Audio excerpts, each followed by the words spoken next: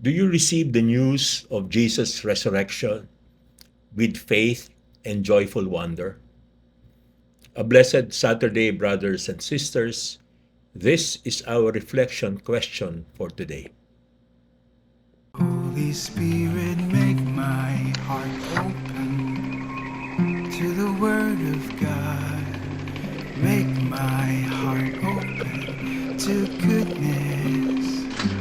Make my heart open to the beauty of God every day.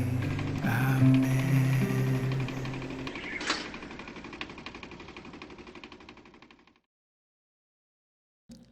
After the Sabbath, as the first day of the week was dawning, Mary Magdalene and the other Mary came to see the tomb. And behold, there was a great earthquake, for an angel of the Lord descended from heaven, approached, rolled back the stone, and sat upon it. His appearance was like lightning, and his clothing was white as snow. The guards were shaken with fear of him, and became like dead men. Then the angel said to the women in reply, "Do not be afraid. I know that you are seeking Jesus the crucified. He is not here, for he has been raised just as he said. Come and see the place where he lay. Then go quickly and tell his disciples, he has been raised from the dead, and he is going before you to Galilee. There you will see him. Behold, I have told you."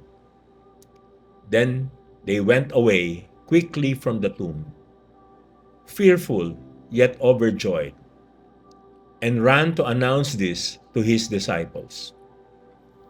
And behold, Jesus met them on their way and greeted them.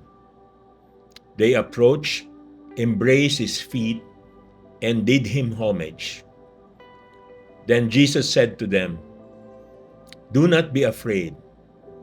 Go tell my brothers to go to Galilee, and there they will see me."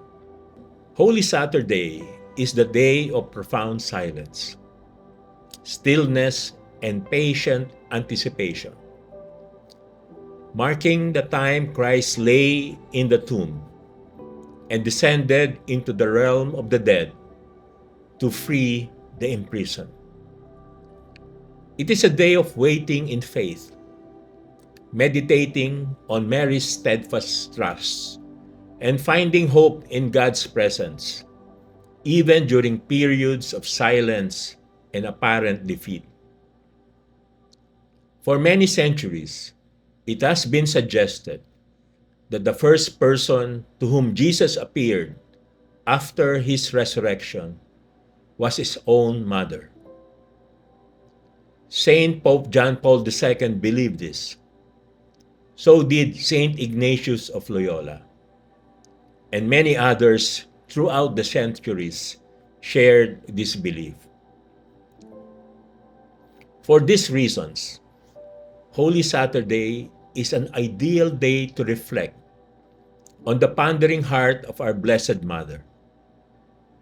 There are several times in sacred scripture where we are told that Mary contemplated the mysteries of her son's life in her heart.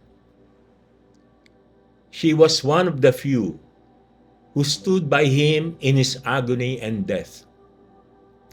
She stood before the cross and prayerfully pondered his perfect sacrifice. The Blessed Mother held his dead body in her arms and pondered where his spirit had gone. And today, she keeps vigil, pondering his imminent return to her.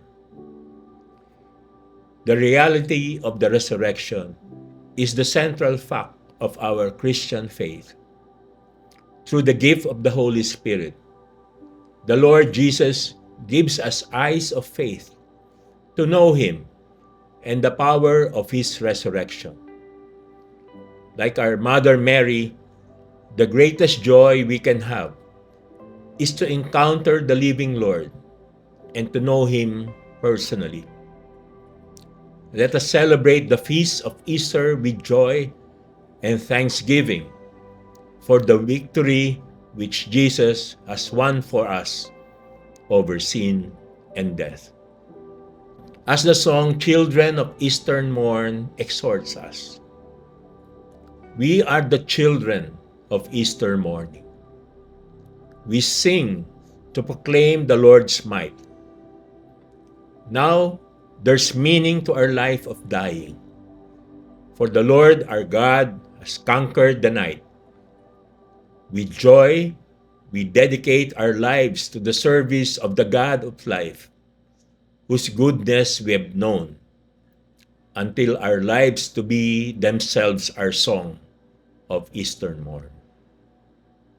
If we had to sing just one song, to the Lord, Creator of life, may our lives be that song, resounding in praise to the goodness and glory of God. Let us pray. In the name of the Father, and of the Son, and of the Holy Spirit. Amen. Dearest Mother Mary, on that first Holy Saturday, you kept vigil for your Son. You allowed the divine gift of hope to grow within you, and you allowed that hope to be your strength despite the horror of the cross. Pray for us that we may ponder your beautiful heart this day, so that we too may be filled with hope as we endure the challenges of this earthly life. Give us a heart of joyful anticipation as we await the grace of new life our Lord so deeply desires to bestow upon us. Mother Mary, pray for us. Lord Jesus Christ, you have triumphed over sin and death, and you have won new life for us. Give us the eyes of faith to see you in your glory. Help us to draw near to you and to grow in the knowledge of your great love and power. Jesus, King of mercy, we trust in you. In the name of the Father, and of the Son, and of the Holy Spirit. Amen. God bless your families, brothers and sisters.